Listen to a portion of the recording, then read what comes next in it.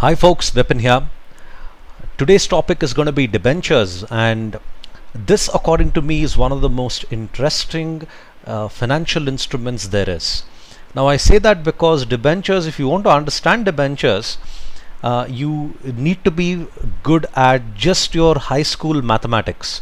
Just the basic arithmetic is good enough for you to understand this, and that's what makes debentures so much more interesting, and in fact a very complicated contract at the same time. I know that sounds like a bit of a paradox, but let me try to explain why debentures are in fact so interesting. Now, we've all focused on equity. I would like to tell you, push the concept of equity aside and refresh your brain with debentures for now. Now, debentures are an acknowledgement of debt. Now, when the company issues a debenture, you call it just as a debenture, but when the government issues this, you call it as a bond. Either way, they're just the same. They are a loan which they take from the public. Debentures carry a coupon. Now, once upon a time, you had a debenture certificate which had coupons that were printed on it. Just like if you end up getting those Domino's pamphlets, on the bottom side you would find the coupons which would be printed on this. Now, when the coupons are printed there, how is it in fact related to debentures, you might ask? Now, that's a long time ago, wherein when you wanted to repay the interest to the debenture holders, you would do that by printing these coupons. If a debenture holder tore those coupons and submitted to the bank would repay the interest. On the coupon, you would have particular dates printed. Tear them on that date and submit to the bank. The bank would go about giving you the interest payment. Hence, they call it as coupon. Today, coupon and interest rates are synonymous with each other. When you hear in the financial world a coupon on a bond is 4%, it just refers to the interest rate. Okay, and then debentures are issued at discount, or they can be issued at par. The only debenture I know which is issued at discount would be the treasury bills of Government of India. I'll just focus on Government of India for now. The Government of India issues treasury bills regularly. It's one of their methods to control credit in the country. So treasury bills happen to be issued at discount. When I say issued at discount, it's issued below the par value. Okay, if a debenture is sold at par, it means that the par value is, say, 1000 rupees. When it comes to discount, they issue it at, say, 990 or 995. Okay, par value is the one which is usually issued the highest when it comes to debentures. Debentures may carry attached collateral, which means when the company issues debentures, they associate the company's property with these debentures. Meaning, they tell the investors that, or they give investors confidence that when you go about putting your money in our company, we will guarantee that your investment is safe by attaching collateral. When they attach collateral, it gives the investors the feeling that in case they're unable to repay my investment, they can sell the property and then use the money to repay my investment. When you have collateral attached, it just gives you the confidence to put your investment in that company. My opinion, I always invest in debentures which have collateral attached with them. They can be bought and sold just like equity. Yes, that's very true. In fact, there is a wholesale debt market in National Stock Exchange. But one reason why you don't see the volumes of trades in debentures like equity is because debentures don't really have a market in the secondary markets, you could say. The reason being, when you buy a debenture at, let's say, 1000 rupees, you can sell it only at 1000 rupees. Most people buy debentures because they want long-term returns and not short-term gains. So when you want to buy it, when you want to try and sell it, you can, but your loss here would be the commission. So people don't sell debentures even though they can. They keep the trading volumes limited. Principal is paid back on maturity. I'll get to that in some time. Debenture holders do not carry voting rights. There is a different meeting held for debenture holders altogether. Now, in those meetings, it's just a sake of formality that these meetings are held. If you feel something in the meeting which they say is something that you don't like, there is no scope for you to cast votes and say, I don't approve of this, I say no to your agenda, all that. So the meetings, like I said, are held just for the sake of formality and nothing else. Okay, and then principal paid back on maturity, I'll tell you that in a moment. Yes, why a debenture and a loan are same yet a little different. So what do I mean by that? Yes, I did confuse you in that, and that's for a good thing.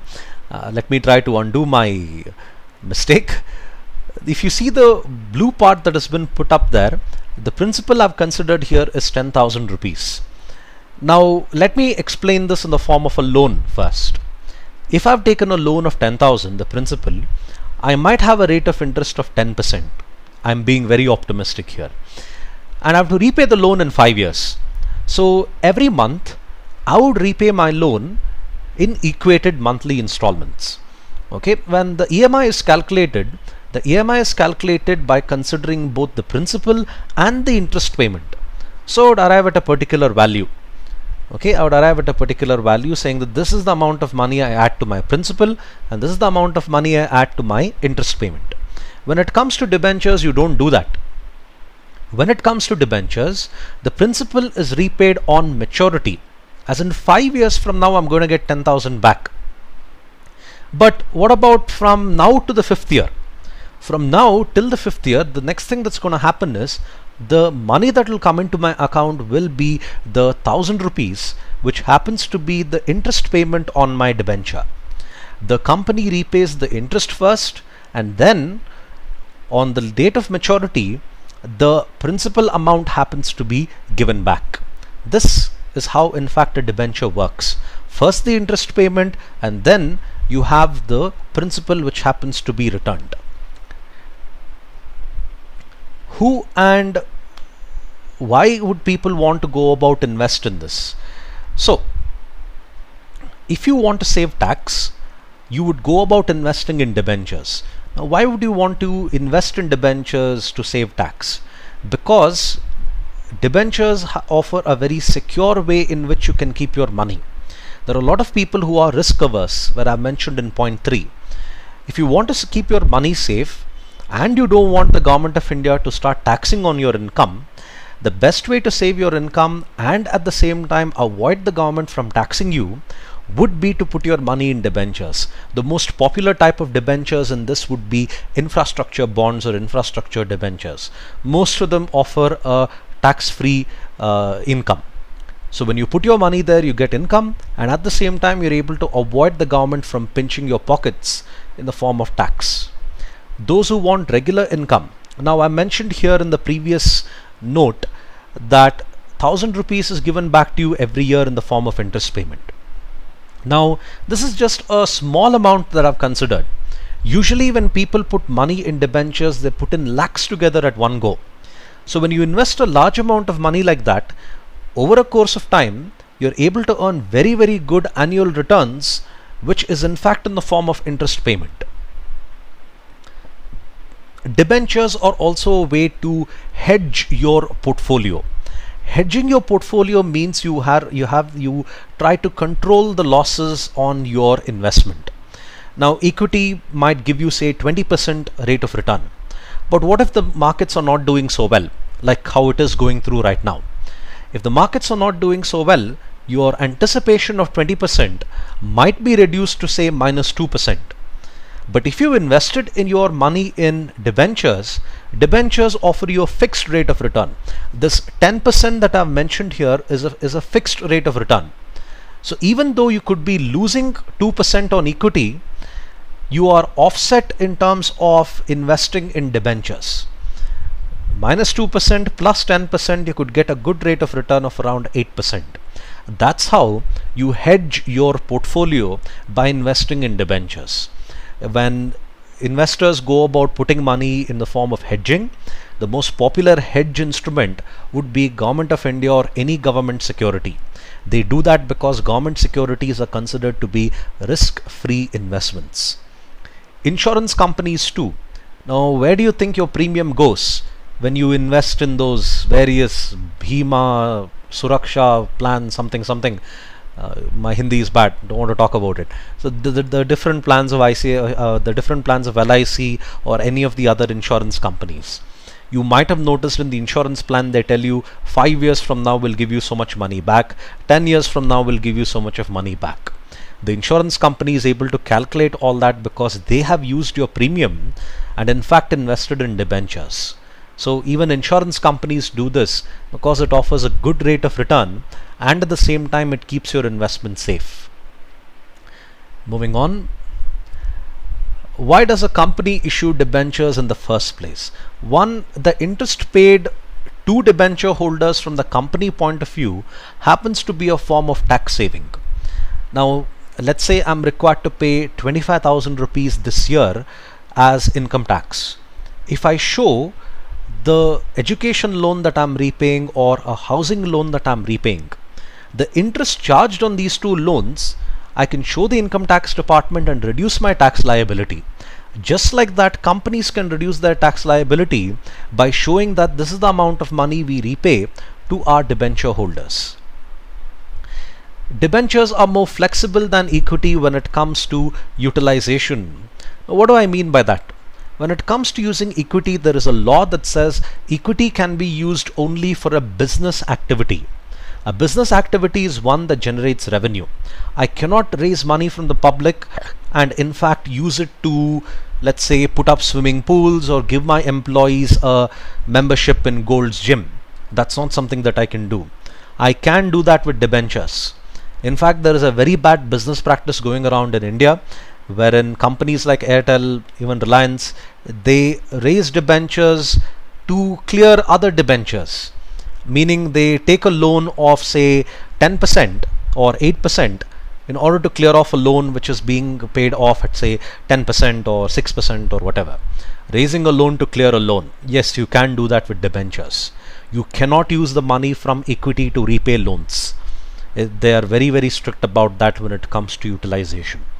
So this is what they mean when it comes to debentures being more flexible than any other instrument. Okay. Now I'm not sure how clear this particular slide is, but I'll explain a little bit from here.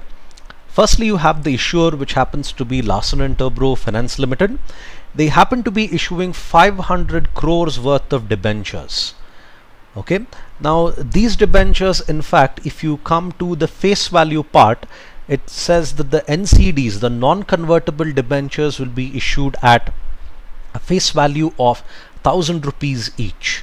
Okay, so 1,000 rupees each multiplied by how many is that? 50 lakhs. That's the number of 50 lakh debentures is what they want to sell, each at 1,000 rupees. Security for the debenture will be there. They've actually mentioned that a debenture trust cum mortgage deed is actually been considered for this particular debenture. It's just to say that the debenture has been secured. Then a credit rating. A credit rating is given to show the financial ability or the creditworthiness of the borrower of this money. If Larsen & Toubro Finance Limited is taking 500 crores, how good are they in repaying this? There is a rating of AA plus. AA plus shows that the ability to repay this is actually good and your investment happens to be safe if you put your money in Larsen & Toubro Finance Limited. Then the tenure of these debentures can be 60 months, 88 months, 120 months as per the selected option. So you can select 5 years, you can select 88 months, it's up to you. Then additional application, okay, never mind that. The issue opens, they mentioned a date there. Redemption date 5 years from the deemed date of allotment, subject to the exercise of put option or call option. A put option gives the debenture holder the right to ask the company to repay their investment back.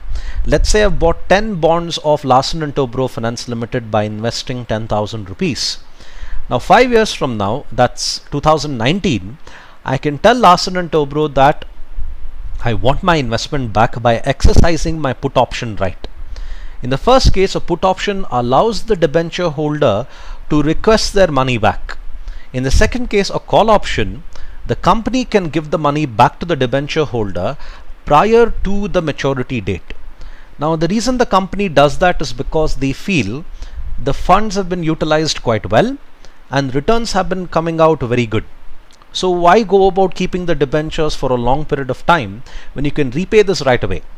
Hence, the company could exercise its call option as well. Now, this is in fact a short summary of how debentures work.